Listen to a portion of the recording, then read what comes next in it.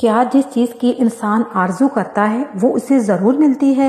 سو آخرت و دنیا تو اللہ ہی کے ہاتھ میں ہے، اور آسمانوں میں بہت سے فرشتے ہیں جن کی سفارش کچھ بھی فائدہ نہیں دیتی، مگر اس وقت کہ اللہ جس کے لیے چاہے اجازت بخشے اور سفارش پسند بھی کرے۔ جو لوگ آخرت پر ایمان نہیں لاتے وہ فرشتوں کو لڑکیوں کے نام سے موصول کرتے ہیں، حالانکہ ان کو اس کی کچھ خبر نہیں، وہ صرف خیال و گمان پر چلتے ہیں، جبکہ خیال و گمان حق کے مقابلے میں کچھ کام نہیں آتا۔ تو جو ہماری یاد سے روگردانی کرے اور صرف دنیا کی ہی زندگی کا خواہاں ہو، اس سے تم بھی منہ پھیر لو۔